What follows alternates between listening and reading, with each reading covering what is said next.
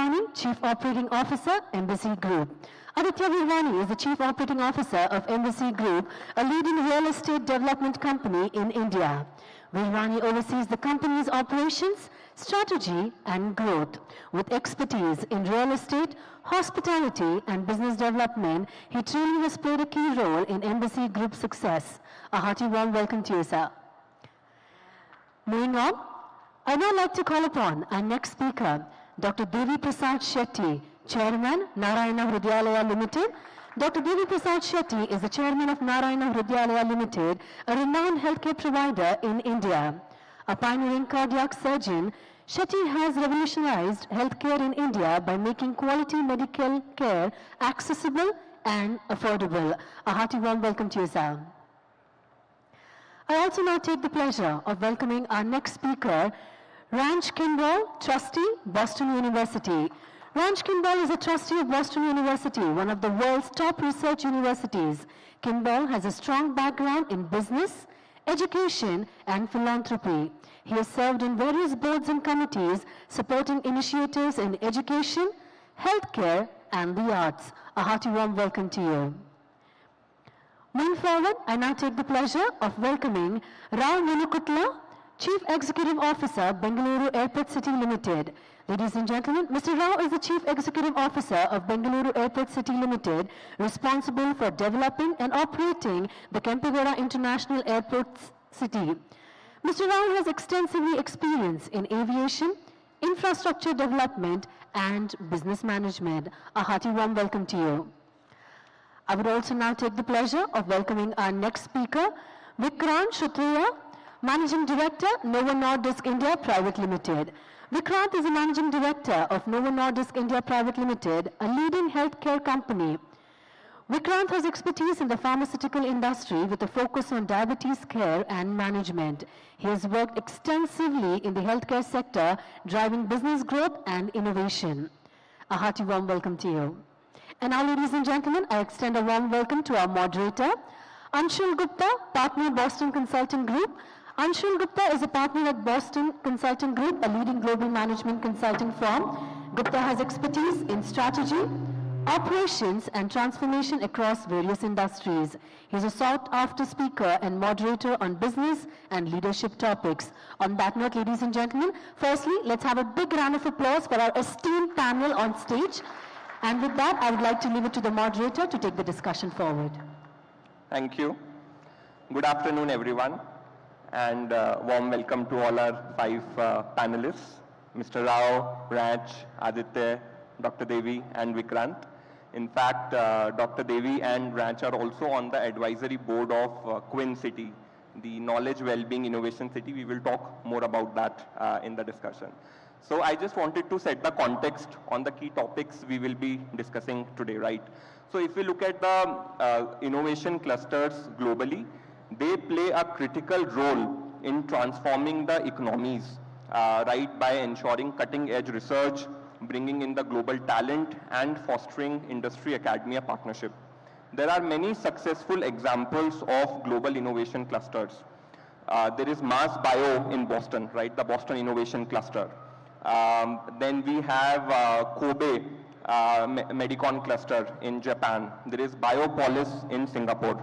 There is Medicon Valley in Scandinavia, right? And all of them have played a transformational role in driving cutting-edge research. But if we look at India, there is no concrete successful innovation cluster, right? Bangalore is often regarded as the innovation capital of India, but here also the innovation is happening in a distributed manner, right? Bangalore is a city of about 1.4 crore people, right, spread over about 800 square kilometers. So a dedicated, focused innovation cluster is what Karnataka intends to drive in the form of KWIN City, the Knowledge, Wellbeing, Innovation City.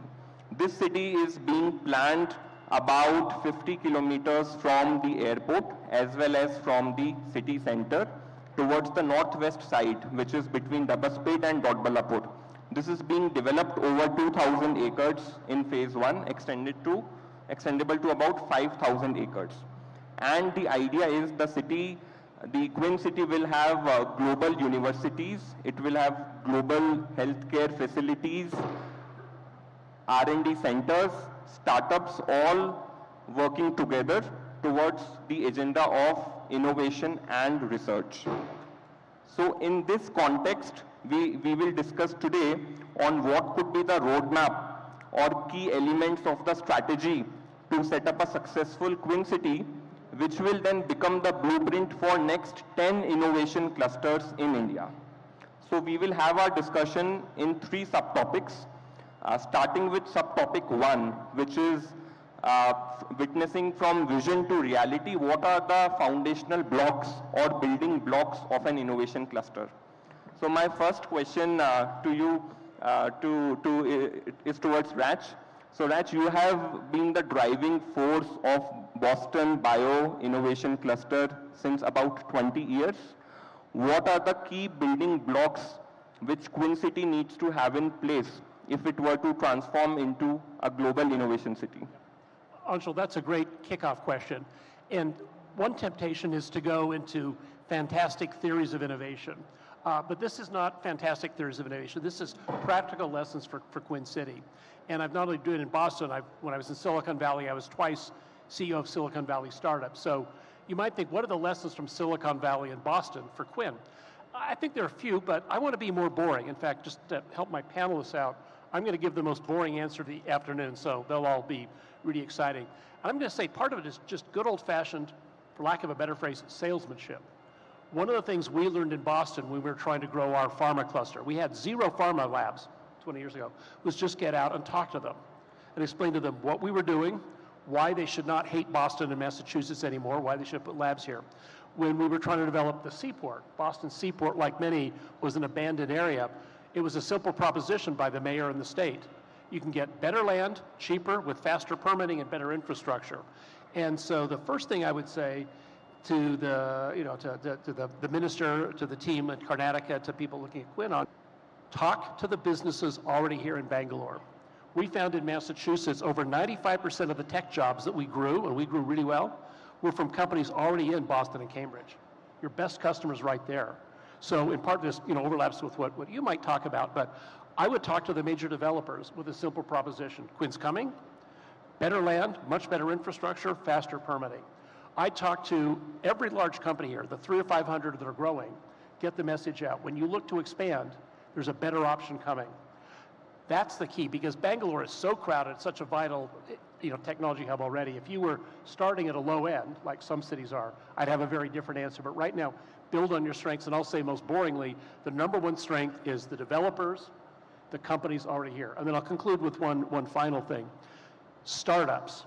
I've been involved in developing a number of innovation centers next to big research universities. Major corporates love to be near startups. Relative to some of the infrastructure costs or a wet lab cost, space for startups is much, much cheaper per square meter. So I would encourage early on, get good low-cost space for startups in KWIN, get the word out to Bangalore's enormous startup community, make sure you've got nice coffee and some place where they get beers after work, make it a real community, but get startups in there. They create a positive externality. So. Got it. Thanks, Raj. So quick check, are you able to hear us loud and clear? Okay, great.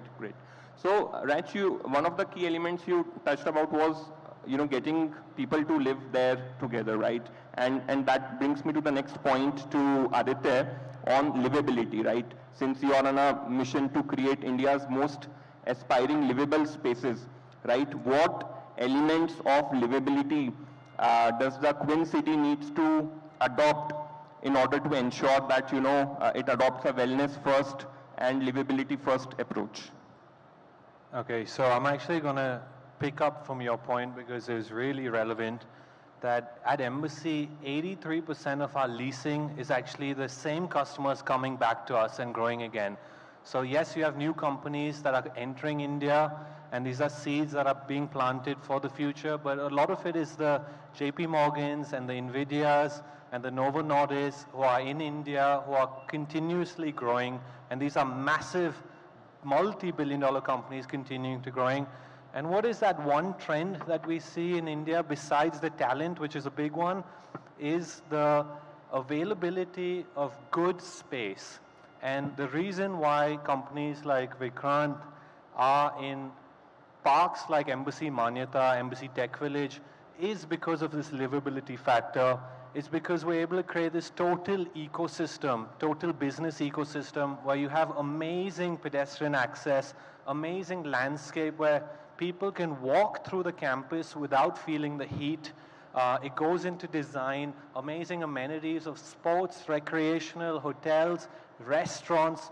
You know, as the consumer is increasing, people are spending money, and the choice of F&B is also something these tenants want. So all of that put together comes into this livability mini city. Now, Embassy Manyata is, you know, for us, it's our biggest park, 130 acres. It's a mini city, but KWIN City is, you know, mega, and you have a blank canvas to basically do all of this at a large scale. And the success is going to be exactly that, is having good public access, proximity, pedestrian walkways that are built for the future, not built for today, but the ambitions are big, so you want to build this generously. Even same things with the road. All the infra that goes into it, I think, has to be future first and not today.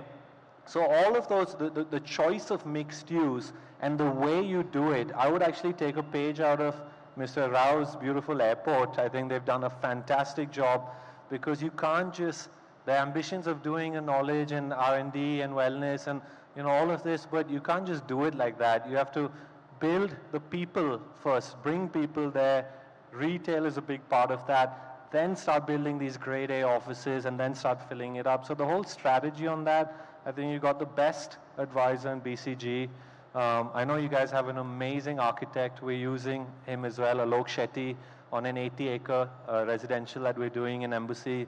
So I think it's in good hands, but if you're able to focus on all of these things, you will attract white collar to a blue collar location. Thanks, Aditya. And you spoke about our beautiful airport, so which, you know, then brings me to Mr. Rao. So our Bangalore airport crossed 40 million passengers, right? And the Terminal 2 has been awarded as the world's best terminal, right? So already a series of accolades. Yesterday, you know, I was listening to the speech. So our Honorable Deputy Chief Minister spoke very passionately about Bangalore Airport. So, Mr. Rao, Bangalore Airport is very critical for success of KWIN City in order to provide global connectivity. So what future developments for the airport and airport city you have in mind, and what you are planning, which will then help KWIN City? Thank you. The first and foremost thing, okay, you are absolutely right. Airports are the economic engines of this great country, India. So our campus, okay, currently contributes 5.2% of the state's gross value add. Entire Karnataka's gross value add, 5.2% we contribute. In 2022, we completed T2 and awards and all. He talked about it. We are not resting now, actually. We just initiated a $2 billion capex program now. What does it include, $2 billion program? T2 phase 2. What you see, T2 is only half of it. 2.5 million square feet is built. 2.5 million square feet design is going on now. Okay, currently design is going on. We'll be starting construction end of the year. That plus T1 refurbishment. T1 was built long time back. Entire baggage handling system and all. We want to bring it to current levels. So these two initiations with the T2 expansion and T1 refurbishment, we can take capacity to 80 million passengers. This financial year, by end of March, FY25, we'll be concluding 42 million passengers. Okay, we are growing at 13% CAGR. It is running too fast. So 80 million passenger capacity we are planning with 2 million. And in addition to the T3 eventually, okay, after this T2 is over, we'll be adding additional 35. So our capacity eventually will be 115 million passengers. That's when, okay, Karnataka government is talking about second airport and all, okay, beyond that, okay. So he is absolutely right, Anshul, okay. KWIN City's success depends on us, okay, depends on airport. Currently, we are connected to 75 domestic destinations and 30 international destinations. By all these interventions, what does that mean? Currently, our international traffic is 15%. Our target is to make this as hub, South India hub for international. So that means current 15% traffic, we want to take it to 20 to 25%. That's a lot. Number looks like 5 to 10%. It includes a lot of airline marketing and belief on Karnataka and all. So that means if we are connected to many cities in the US especially, currently we are connected to San Francisco, soon to Seattle, New York we are working on it. Okay, all these cities are connected, we become hub, and our ambition, gateway to South India. Gateway to South India, by being gateway to South India, Queen City can ride on it. This is about aviation side of it. Airport city, massive city we are building, 4.5 crores square feet, 45 million square feet we are building it. Okay, so that means, which is a small mirror image of Queen City we are building already here, okay. 5,200 hotel keys, okay, we'll be building. 370 keys Taj Hotel we own, 775 keys we are building currently, and many of the things actually Queen City can ride on it. Initially, as Ranch rightly said, go low on capex and all, startups and all, but Aditya mentioned about social infrastructure. Somebody has to invest on it. In the initial phase, the first 5 years, actually, okay, Queen City can ride on the success of our airport and airport city. Thank you. Thank you, Mr. Rao. So my next question is to Dr. Devi Shetty. See, India is right now a global leader when it comes to medical tourism, right? We have been seeing patients coming all over from the world, from Middle East, Europe, Southeast Asia, etc. And Narayana Hrudayalaya is a leader when it comes to heart surgeries. So I wanted to understand from you that what will it take for Queen City to position itself as a medical tourism and healthcare hub, given healthcare and life sciences is a core element at Queen City? Thanks. Healthcare is one industry which is extremely sensitive to numbers. As I do more heart operations, I get better at it. As I do more operations, my cost of operation goes down, efficiency goes up. 25 years ago, when we decided to build a health city in Bangalore with 3,000 beds, people thought we are crazy. And today we have in one campus 4 hospitals with thousands of beds. Of course, about 16% of the heart surgery done in India is done by us. So it's because we are the most affordable healthcare providers. That's the reason, not because we are anything great. So essentially, when you have a large size, everything gets better. Like electronic medical records, which is 80% of the hospitals across the world do not have electronic medical records. And today everybody is talking about the AI and all these fancy tools. But if you don't have the electronic medical records, no AI will work. And it costed us over 600 crore rupees to build the electronic medical records. And a 200-bed hospital can never dream of spending that kind of money. So essentially, we will see India of the future will be dramatically different than what India is today, because I'm sure you would have heard about the last Independence Day speech. Our Honorable Prime Minister said, we will add 75,000 medical seats, not medical, additional medical seats above 110,000 seats we already have. How many countries in the world has the audacity to say that we will add 75,000 medical seats in 5 years? This is the only country. So essentially what will happen is India will become the first country in the world to dissociate healthcare from wealth. India will prove to the world that the wealth of the nation or the wealth of the family has nothing to do with the quality of healthcare citizens will enjoy. For that, we need beds. We need 1 million more doctors, 2 million more nurses, 3 million more beds. So if we are planning anything big in Queen City, and Queen City can afford to have 3,000, 5,000 beds, the magic will happen. Great. Thanks, Dr. Shetty. With the increase in doctors, nurses, and beds, there will be the global pharmaceutical and life sciences industry will very much be required to play a critical role in Queen City, right? And Vikrant, you leading the Novo Nordisk India, right, which is a pioneer in innovative solutions for chronic diseases. such as diabetes, etc., right? So if the global top pharma companies need to come and set up their cutting-edge R&D facilities in KWIN city, which can then provide affordable, innovative solutions to the additional beds and hospitals being set up, what will it take to achieve that? Thank you very much, and I think it's quite a loaded question, and I will try to come out with an answer, but let me start with what Ranj said, people have to start living. And I started thinking that it's not only people who migrate for economy, it's also the companies which also migrate for better reasons. And Bangalore, if you think that it is a GCC hub, let me take you back 20 years ago when I was Bangalore.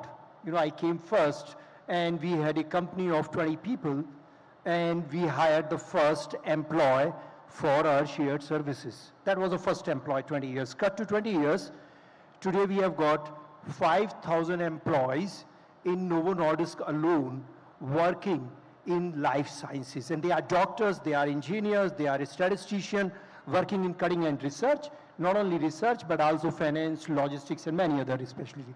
And it's not only Novo Nordisk. At that point of a time, there was no company, something like Boston.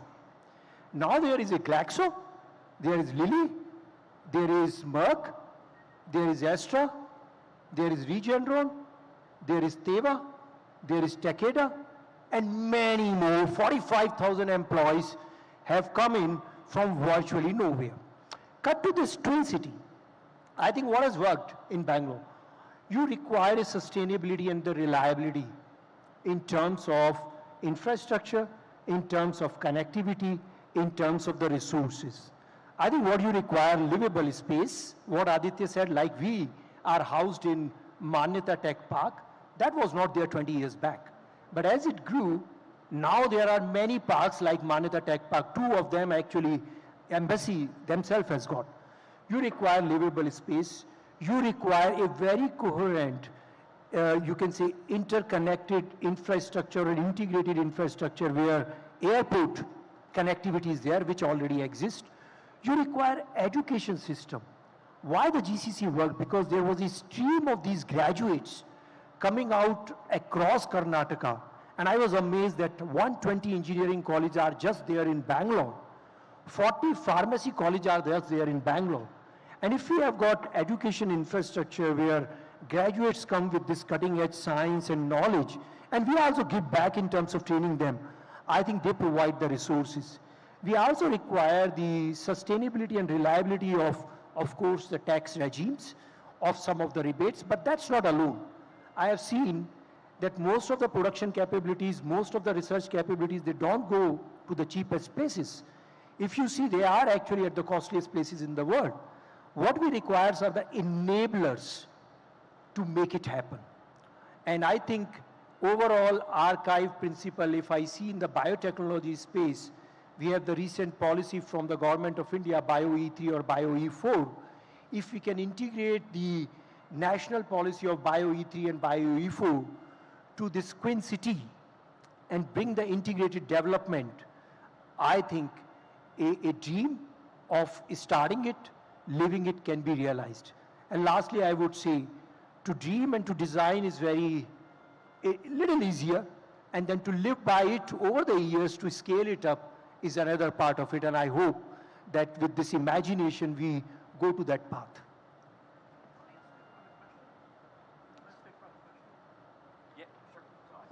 Just going to ask, Vikrant, I've got a question for you, but Dr. Shetty gave us a really powerful vision, scarily large numbers, by the way, but of beds and healthcare in KWIN City. Not just for Novo, but for big pharmaceutical companies. Would you and your peers tend to view KWIN as a place to expand current operations, office operations, stage 3 trials? Or would you view KWIN as a place to maybe do lab basic research? In other words, do you think of it as an office space, lab and research cluster near the hospitals? How would big pharmaceuticals think of KWIN City? I get a little bit of your question on, you are talking about for the research part of it, right? If I'm right, okay. Now, research is a complex part of the entire pharmaceutical industry. In fact, it can shape the organization. innovation is at the center stage. And I'm sure that most of you have heard about Jai Vigyan and Jai Anusandhan. So that means science, but with science, the research has become very paramount importance, and Prime Minister Modi has talked about it. Now, when you want to do the research, you require complex ecosystem, and it is not just one-day job, let me tell you. It's a very high evolving science. And for that, at least what I can think of Novo is that we are at a leading edge, or we are in the forefront when it comes to research and development. We are probably leading by 2 times in our phase 3 clinical trial across India. We have got 40 clinical trials running across India with 200, research and development people who are working it.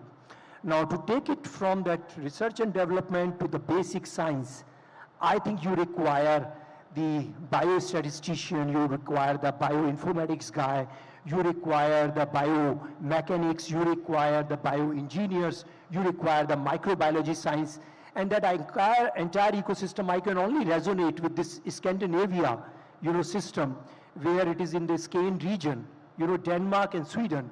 It is being fed by 6 universities, 30 companies coming together, and lot of commitment from the government and also private body. So I know that I have not given an answer, because I don't think so it is an answer which can be given like this, but I think somewhere I dream that Novo Nordisk can start their basic research, given that we are very large in phase 3 trials. Great. And of course, if hospitals like what Dr. Shetty has mentioned, they give an ecosystem for further, enhancing it. Great. Thanks, Vikrant. That's really helpful. So that actually, makes us segue to the second topic, which is, driving innovation and research and education at KWIN City. So knowledge is one of the core pillars of KWIN City, where the vision is to bring best of global universities to Bangalore, right? The Indian students going outside to US, UK, Europe, Australia for higher studies continues to be a challenge for India in terms of brain drain. Now with the recent change in regulations, the global universities can come and set up their centers in India.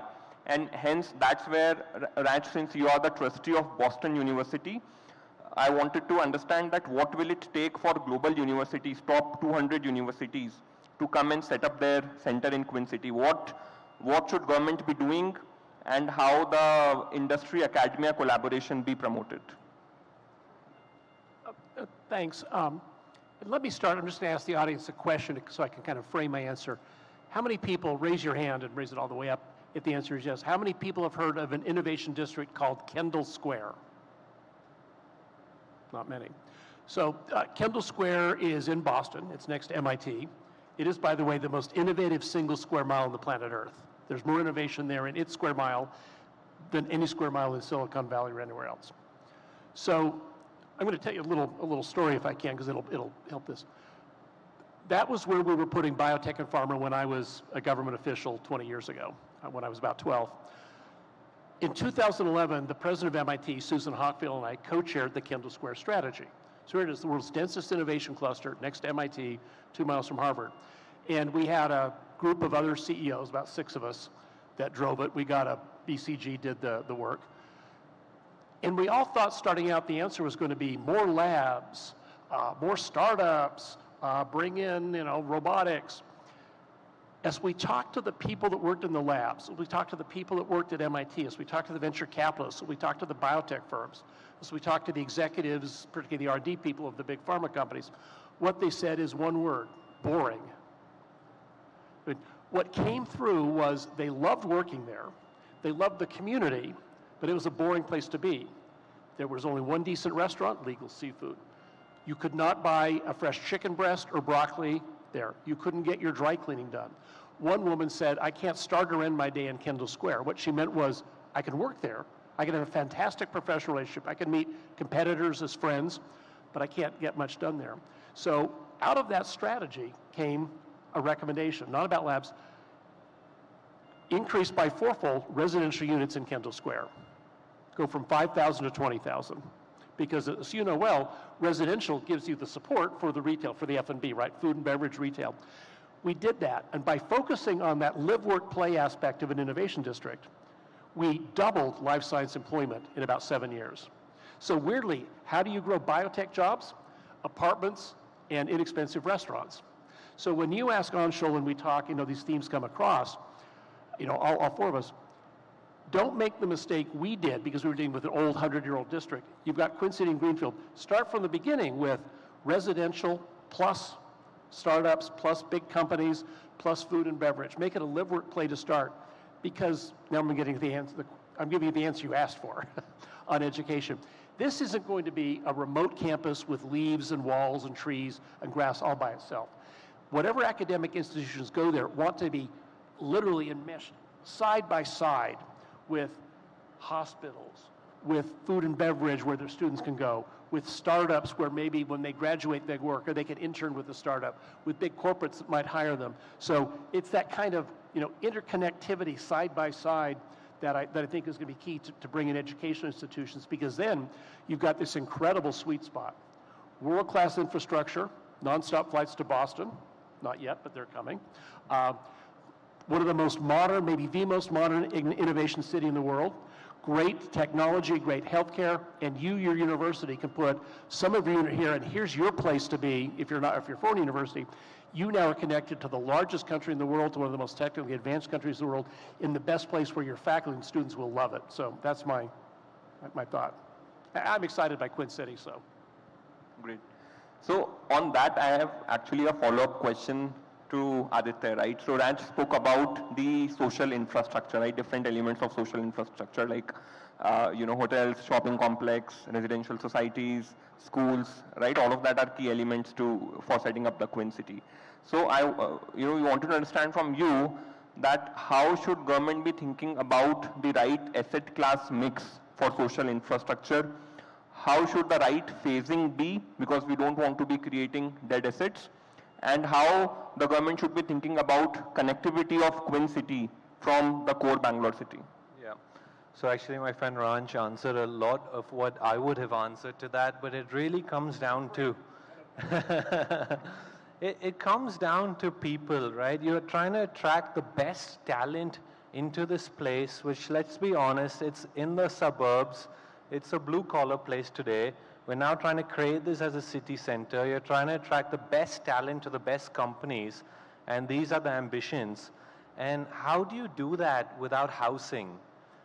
So for me, I know this comes under industries, and I know KIDB has done a fantastic job and have now come up with this walk-to-work scheme, but still, you can only do 20% housing in these cities. And I think that is a big problem, because how do you get people here? How do they live here and commute to work? And going back to the whole livability factor, I mean, if you think of office space, maybe 100 square feet for a person on average, maybe that's a little bit more generous today. But a house, you need 5 times that per person at least. So in my view, you need so much more housing in Queen City. You need that also first, so you have to be strategic on how you phase it. That's also going to help cash flow come in, help the government build the city, because it's going to be financially viable if developers, or even if the government is able to build and sell these houses. If you think about India and you think about how many millions of people are moving into cities every year, our best ever year, we built 700,000 houses. Across from affordable all the way to luxury. We have a massive housing shortage, actually. We have to build millions of houses. And these are opportunities where we have land issues in this country, unlike China and the US, where you can easily buy large pieces of land. Here it's not so easy.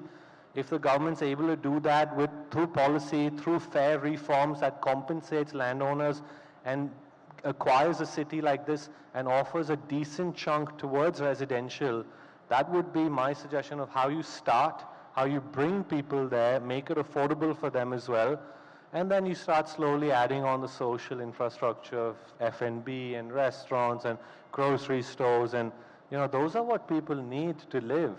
And then you get into the housing, and you don't even have to put effort. Once you have people and once you have talent, you will have Vikrant coming there to take office space, and you will have other top companies coming there for office space because the talent is there. You know, that's why he's in Manyata, really, is because of that. So for me, it's contrary to what people think. It's actually do a little bit less office R&D and do more residential. It'll complement it. Great. Thanks, Aditya. So around 2 to 3 lakh people are going to stay in KWIN city when the phase 1 of 2,000 acres is complete. And of course, that requires, thousands and lakhs of houses. And that also requires very good quality healthcare infrastructure, right? And we are not talking about the conventional healthcare infrastructure, but the futuristic technology-enabled healthcare infrastructure. So that's where, Dr. Devi Shetty, what would be your thoughts on how technology can be leveraged to create a cutting-edge healthcare infrastructure at KWIN city? Bangalore is an ideal place for building anything to do with the innovation, because we produce some of the best engineers of all types. See, if you ask people which is the largest industry in the world, most of them will say software is big or automobile is big. They are nothing. They are not more than $5 trillion. Healthcare, global healthcare and wellness industry is the largest industry in the world, much bigger than food industry. It's about $14 trillion. And this industry runs only by offering healthcare with interaction between the man, woman, and the machine. And today, these machines are all produced in US or Europe, some now in Japan and China. We are anywhere close to those medical equipments. And they are a huge, huge expense for delivering healthcare. Because unlike other industries, these are regulated industries. You can't simply build a CT scan and say that, okay, people will buy it. No, you have to go to regulation.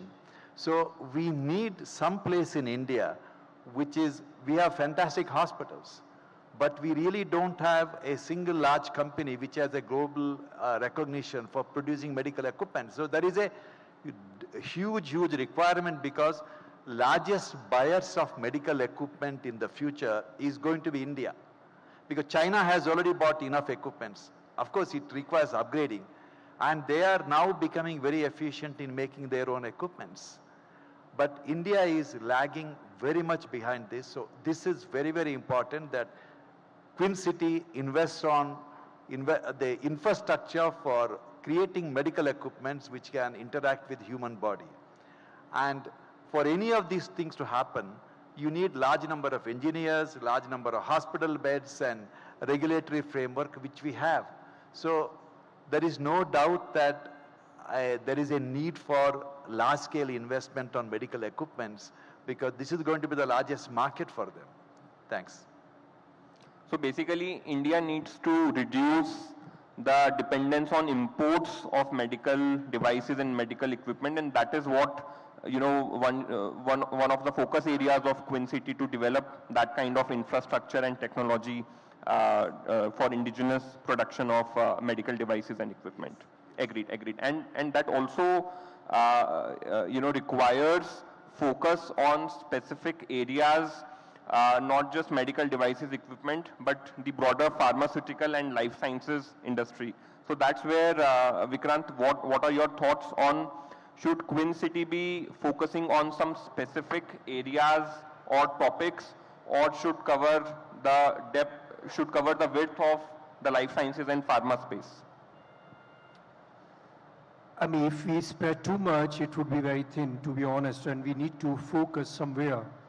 And to the extent of being biased, I can actually say that, what Infotech did in 1900 and 2000 to India and also to Bangalore, probably biotech will do in the times to come. We are already a $100 billion economy, and then we are gearing up for 300 billion. Now, in that 300 billion, 3.5% to the GDP, and probably going to double it up in terms of even percentage. Now, whether it will be Bangalore or Karnataka, or whether it will be some other states, because it's not only alone us, but all the states are fighting and forget India. Actually, talk to Qatar, they would also say they would like to be the biotech hub. Who doesn't want to be a biotech hub? But I would say that developing an ecosystem and focusing on this biotech, and the new policy, I think that's the key. And that can propel the bioinformatics, bioagri, bioindustrial, biopharma, biostatistics. And I think the single word is driven by the bio or biotech, but then it encompasses the 360-degree and could be one of the ways to really increase the employment. Create employment is extremely important when you create the cities, and can also make it a competitive advantage against many other countries. So I would say the biotech is going to be the order of the day, but I can also be wrong because I come from the biotech organization. Thanks, Vikrant. So my next question is to Mr. Rao. Mr. Rao, you have been part of building many innovation clusters. You're also building the Bangalore airport city. So what are some of the best practices or learnings that KWIN city can leverage as it starts the journey? Right, okay, thank you. So first I go to the global thing, then I come back to airport city. Among the many clusters across the world I worked, Singapore Science Park is very close to my heart, So what are the learnings? What is that something we can transplant into KWIN city? So Singapore Science Park success actually comes back to one single most important thing. Center of gravity or center of action is National University of Singapore, That was conceived long time back. Singapore Science Park just evolved around that. National University of Singapore today is in top 10 in the world. First, National University of Singapore originally was not in that rank. It was Prime Minister's mission to take it to that level. Prime Minister was personally monitoring that, to take it to global ranking. And it has always been a research-centric university. With that success, Singapore went into international collaborations. NUS Duke Medical University, American collaboration. Then with these two things, can you succeed as an ecosystem? Answer is no. So what did Singapore do at A-Star?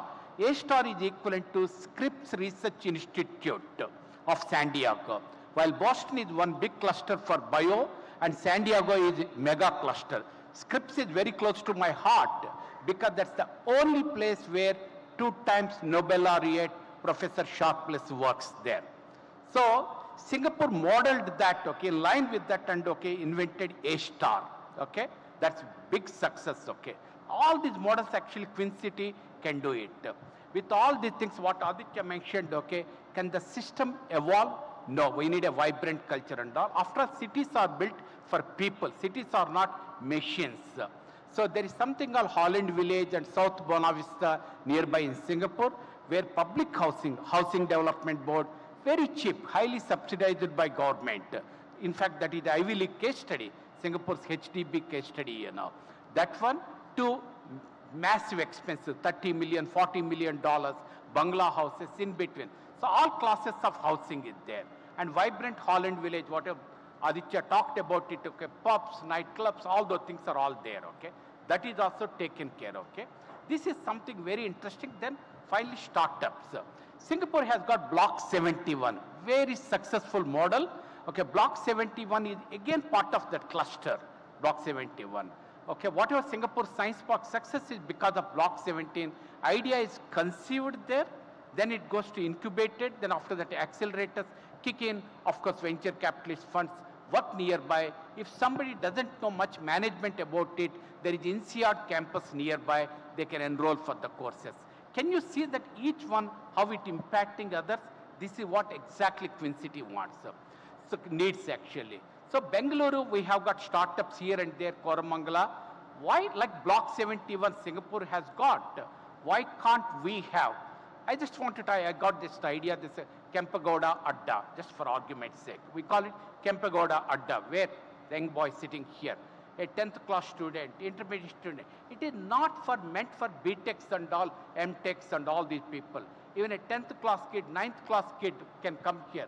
Now, great programs in the US and all done by these high school kids. That's one thing actually Queen City should start that. Feeder schools. Singapore got NUS High School. NUS High School rock star, okay? Olympiad gold medals and all, they get it. Stanford has got feeder school, something called okay, Palo Alto High School. And Harvard got feeder school, okay? What is that? Phillips Exeter School. That's yeah, I remember that. Phillips Exeter School, something like that. While we talk about universities, where did the feeder schools come from? We need to have feeder schools also. With all these things, can the city be successful? No. Art and culture. India's biggest strength is art and culture. Where other global cities lose, where India can do very well is, okay? There's nothing like our Dasara, Namma Dasara, the way, if we can promote it. I'm really impressed the way some, okay, cultural things happening around that. That should be integral of that. These are some of the learnings, okay? Actually, we can transplant into Queen City. Then Airport City. Airport City, what we have done it before, okay, I moved from Singapore to this place to take up this job in 2019, January, 6 years journey, okay. What we have done, okay, what we don't have, first of all, okay, water, I realized it, okay. So we went very aggressively on water conservation. When Bangalore quite often talks about water starving and all, our campus is 2.36 water positive. We didn't do any advanced artificial intelligence or anything. We just looked after nature very well. Straight no for bore wells. No bore wells at all. Not even 1 ml of water we allow, okay, to dig it from ground. Then urban development guidelines. United Nations has got 17 sustainability development goals. From that we derived our own Bible, Quran, Gita, okay? That is non-negotiable, any development got to follow that urban development guidelines. That is part and parcel of our agreements. If you comply with that, sustainability is maintained.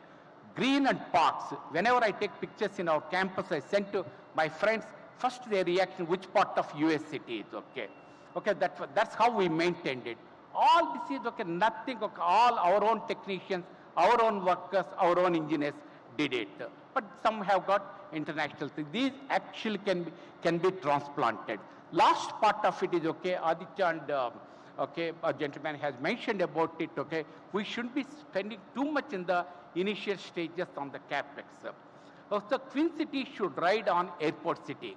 Lot of things, convention center we are building. Aditya is building arena with us. India's first grand arena, music arena, we are building it.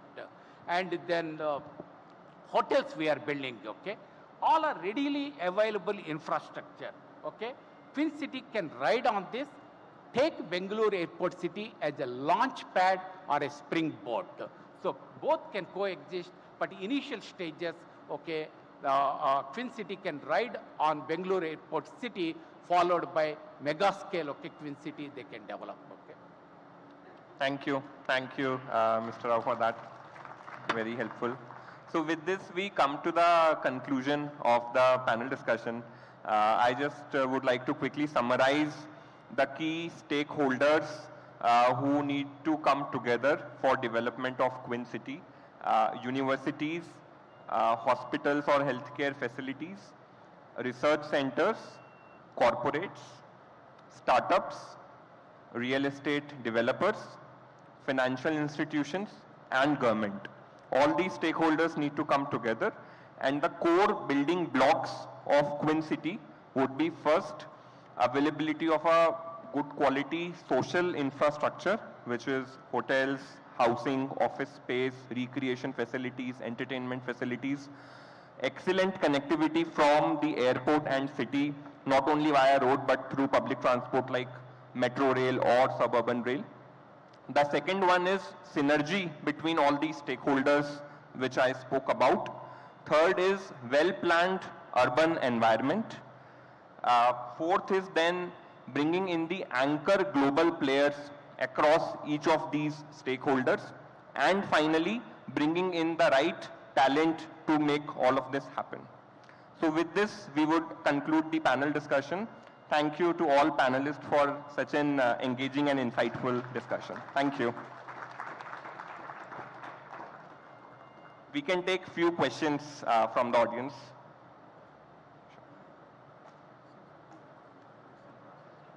Yeah, thank you everyone for fantastic panel discussion, a lot of insights. I feel really good to see how we are focusing on innovation. Recently, I just learned that it took 52 years for India to build truly indigenous Indian car made by Indian engineers.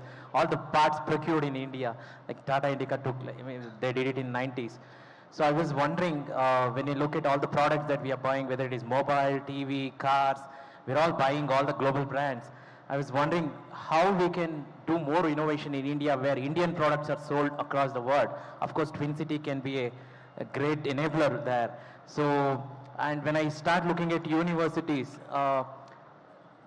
students are just coming out, finishing their exams and just coming out with the degree. But we don't have more research facilities where true innovation happens. So I would just love to listen from, especially I am from healthcare background, so I would love to listen from Vikrant or Shetty sir about how we can build more innovation in bringing novel drugs to Indian market or for global. I think we all are waiting for innovation to come from India because that can really change the face of India. We are the pharmacy of the world, arguably, fourth largest in terms of the generics, but we would like to be the researcher of the world and would like to have an innovation coming out of our laboratories. To convert science into solution, and solution which can be commercialized and can be scalable, I think the patent rate at which we have started filing, it has multiplied a lot. We are talking about, India is one of the fastest growing. We are nowhere in comparison to China. In fact, we are 1/10 of China, but we are scaling very, very fast. So that's a starting point for innovation. But I think our appetite is also increasing. There is, you can say, incentive program, which is PLI scheme, which has also come in pharmaceutical research from Government of India. That is also very conducive. And I think the cities like KWIN cities, they can become the real breeding ground for incubating research. So I would envisage that a true innovation, which is really breakthrough, could come out, whether it is in medtech or whether it is in actually pharmaceutical. I hope that in next 5 years, it probably can come out of India. But then we have also seen that how we have had the COVID innovation coming out in terms of a COVID vaccine. So I think that gives us some kind of a satisfaction that also in pharmaceutical or some kind of a biomedical, we will have some innovation coming out of it. KWIN City should become a center of excellence for training doctors, nurses, and technicians. Because by 2030, there is going to be a shortage of 80 million health workers across the world. No country in the world has plans to add additional workforce. And India produces 26 million babies a year. We simply cannot create well-paying jobs for all of them. But there is one profession which can really give very, very good, well-paying jobs. That is the medical profession, nursing profession. I will give you one example. We run a hospital in Cayman Island, very close to Miami. We have about 150 nurses working there from India. And these girls, every month, they send home 1 lakh to 1.5 lakh rupees. And these girls are only 25, 26-year-old. Tell me, is there a single profession in the country where a girl from rural India gets trained as a nurse in 3 to 4 years, sends home 1 to 1.5 lakh rupees every month? There is no such profession. And the world is desperate for well-trained nurses. And this is the country which can produce outstanding doctors, nurses, and technicians. I'll give you a brand of Indian doctors. There was a study published by Harvard Medical School which shown that Americans who are treated by expat doctors, mainly Indians, lived longer than the Americans who are treated by American doctors. So we have created a brand. And it's a time for us to encash on that. Because you see, the British doctors will never go to US. American doctor will never work in England. Indian doctor is happy to go anywhere and work. So this is a great opportunity. We can't let it go. Can I add to that? Okay. So you asked the question, okay, how innovation system can evolve. So I don't specifically say about Queen City or anything. Culturally, first of all, okay, I'm talking very generic thing. Okay. First of all, culturally, parents have to play a role. It's okay to fail. Not a big deal. Okay? It's okay to fail. And one should come forward, I have successfully screwed up this company. I'm not talking illegal things, okay? It's okay to fail. Okay? That is the thing. Give the computer to a child. Just okay. Break it, everything. It's okay to break it, learn it, what is happening inside and all. First part. Second part, most of our teachers from primary to secondary, leaving some international and elite schools in this country, teachers got to be taught how to teach. Lot of teachers don't know. They only know how to teach A plus B whole square. What they were taught, they just pass it on. That any Google can do it. Now with Gen AI and all, no kid needs to go to school. Why do you go to school? To be challenged. What is the new material that one can invent, okay, that okay, which can actually, concrete can be eliminated. Come up with an idea. Hackathon. Entire cultural change got to happen. There are certain models in that. Singapore studied it, a Finland model. Singapore sent the ministers across the world to study primary school education. The ministers came back and gave a recommendation to Prime Minister. The best system is Finland system. In Finland, okay, primary school teachers, primary school students, from 4th grade, 5th grade, okay, they're taught how to set up a company. You have a product, how do you set up, how do you market it? That's all my comments, okay? Thank you. Hello. So my question is to Devi Shetty, sir. So how does one should look at for the post-rehab, especially for the cardiovascular and the cardiorespiratory, for the post-rehab, especially the startups? And how are the hospitals and the doctors going to support this? Sorry, can you be closer to mic and repeat your question a bit loudly? Yeah. How does the startups going to look for the post-rehab of the cardiorespiratory and the cardiovascular who has undergone the surgery, and how it help the startups, and how does the hospital going to react to this? How is going to support to us? It's confusing for me.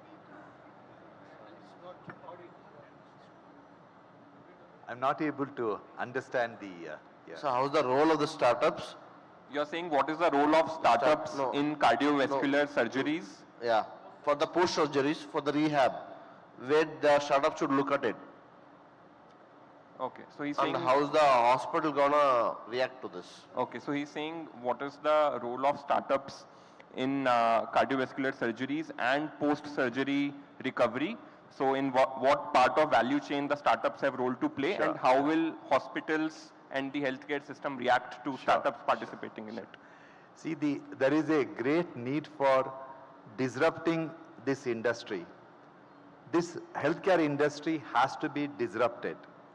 And the disruption will happen not by the incumbents, it is by the startups.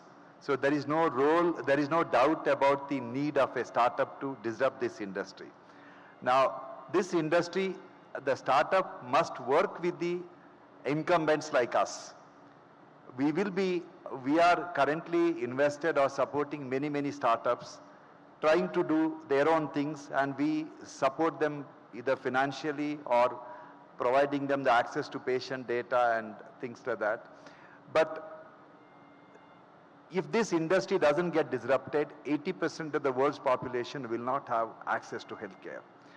After spending $14-15 trillion, less than 20 to 30% of the world's population has access to affordable healthcare.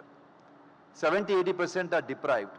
Now, If today all the governments get together and say that everyone should have at least half the world's population needs to have health care, that means we need $30 trillion with the current value, which doesn't exist. Now, are we going to allow people to die? No. Something has to be done. Cost of healthcare has to go down. And I am convinced that cost of healthcare will go down dramatically, provided startups disrupt this industry. So there is a great role in everything, including cardiovascular care, which is very expensive, especially when the patient goes home, managing the patient at home, lifestyle modifications and everything. There is a great role.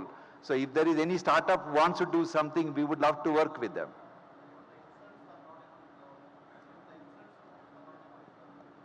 Sorry? Insurance is not able to cover. Yeah. See, the health insurance in India, unfortunately, has not lived up to the expectations. In health insurance, in healthcare, there are three important stakeholders.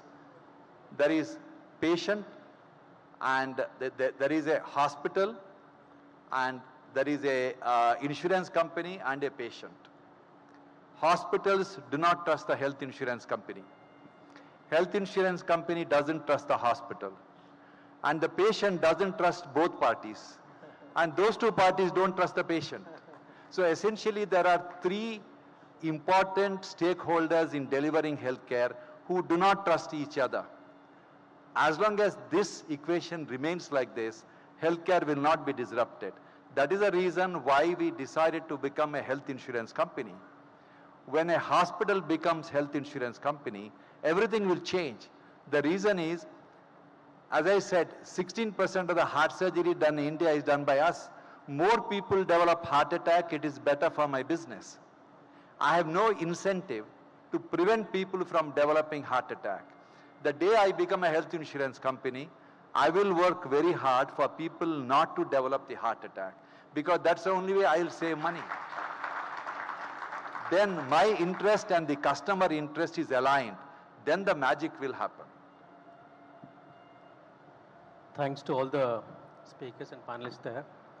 I hail from Durbrabara, and I'm very curious to know about the KWIN city and what it would do to my villages. And mentioning the point, food industry is the #1 industry, as Dr. Devi Prasad says. Sorry, can you be closer to mic and be a bit loud? Thank you. Food industry is the major industry, and there are no representatives in there. And I want to just know how about coping the agriculture, because a large part of the land will be acquired for the KWIN city, and there are many farmers who will be replaced by the white collars. Being a local, I'm also from the Durbrabara. So what would be the effect on that one, and how it will be useful the local people, the development of the KWIN city will be? So if I understand your question correctly, you are saying that what role KWIN city will play for the local set of people, local livelihoods, right? Yeah. You want to take that, Mr. I can Rao? answer that, okay. From our own example, I talk about it. Okay. First and foremost thing, okay, some of the things we are doing it in our airport city, okay. 282,000 people are employed as we are talking. Out of that majority, I can't tell exact what percentage, Namma Kannada, Namma Devanhalli people, first point. And then we have shown as an example that development happens at generally the notion development happens at the cost of destroying the nature. We have proven development happens without disturbing the nature. 2.36 is water positive. IASC verified that. And then, okay, our Terminal 2 is run on water that we actually save it from harvesting ponds and all. Entire T2 is run on that. Entire our campus is run on renewable energy. Okay? So that's one part of it without the nature thing and employment part of it. 5.2% of the state's gross value add we add on to that. Where does that money go to? Okay? For the employment and the community part of it, okay? The jobs created. So we set up first of its kind 3D technology facility First time ever outside Germany, Vauxhall Jet set up that, okay? So we put a condition as part of the contract, okay? Local people to come and to be trained there so that from ordinary, what a BSc physics guy probably might get 15,000 rupees salary, to once you learn this new technique, 3D technology, 50,000 rupees you can jump into it. Socio-economic impact.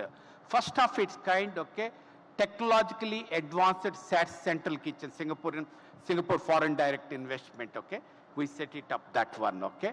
All the people, okay, chefs are trained into using the technological tools, okay. It's a huge, huge impact on that local community part of it. And their produce is being used here. Can you imagine that?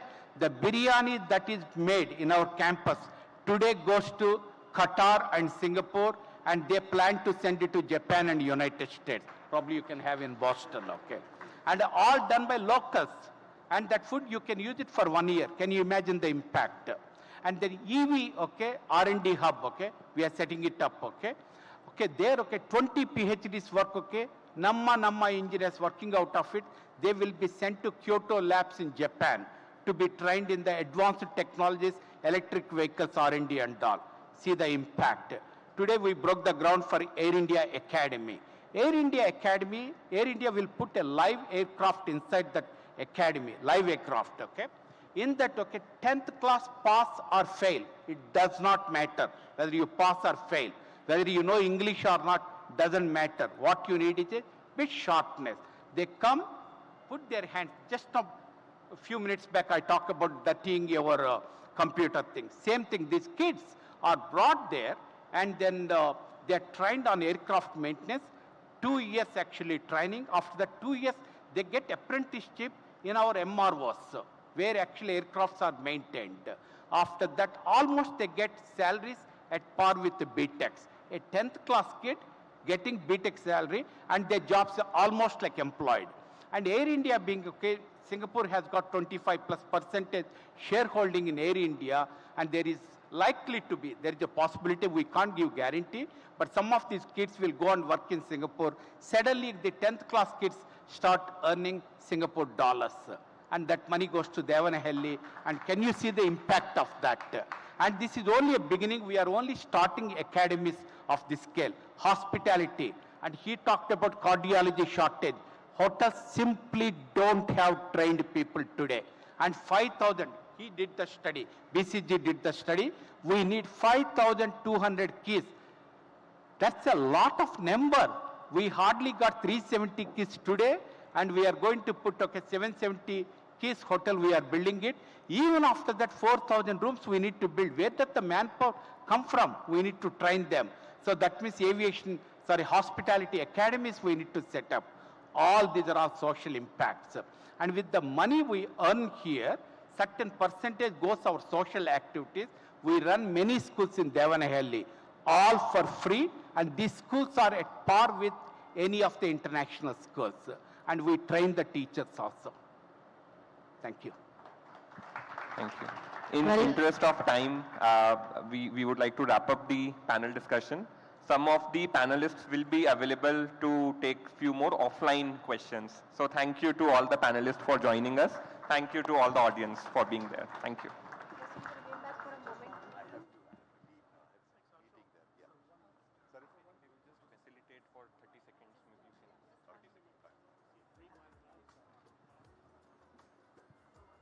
Well, ladies and gentlemen, I think we should give a big round of applause for all our dignitaries right here on stage. It was an incredible session and we feel so delighted.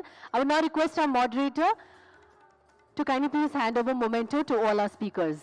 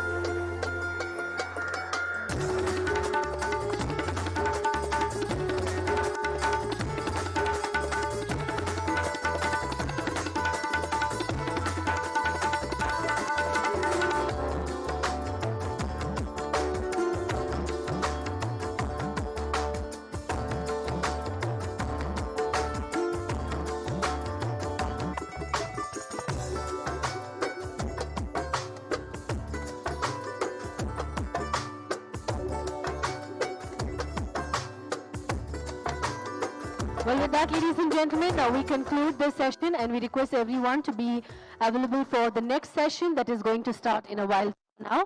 In the meantime, ladies and gentlemen, requesting everyone to please take your seats and settle down. Our next session is Future of Care, Revolutionizing Healthcare Through Digital Innovation and Collaboration.